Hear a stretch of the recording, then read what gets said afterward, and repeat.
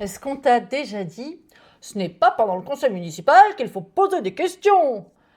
Parce que si toutes les questions doivent être posées avant, mais alors à quoi ça sert, hein, ce rendez-vous? On pourrait très bien tout faire par mail.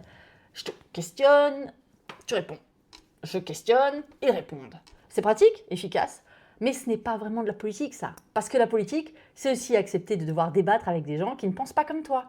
Et quand tu es élu, tu dois accepter que l'opposition te pose des questions, même quand tu connais déjà la réponse, même quand tu n'as pas envie d'y répondre, et même quand tu sais qu'elle ne changera ni ta décision, ni ton vote. Parce qu'on ne fait pas d'omelette sans casser les œufs. Et le conseil municipal, c'est justement le moment où les œufs sont sur la table. C'est la seule instance où les échanges entre élus sont par nature publics et transparents. Alors évidemment, il faut préparer les dossiers en amont, il faut travailler les sujets en commission et il faut poser des questions avant pour bien comprendre. Mais si tout est déjà décidé avant d'entrer dans la salle, qu'est-ce qu'il reste encore à débattre? Et c'est là que je trouve le système un peu abscon. Même un peu très con quand même.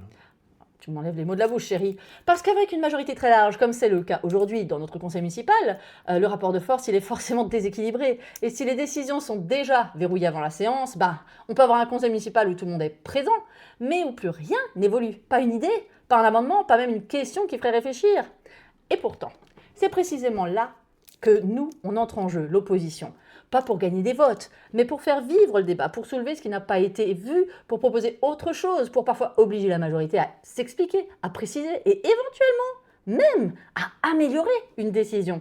Alors quand une majorité se revendique démocrate, je crois qu'elle doit aussi accepter une chose, qu'on lui casse quelques œufs. Parce qu'une démocratie sans débat contradictoire, c'est comme une mayonnaise déjà montée, dont on ne peut plus distinguer les ingrédients.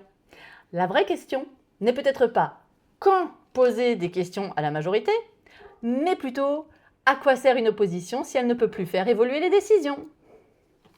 Je pose ça là.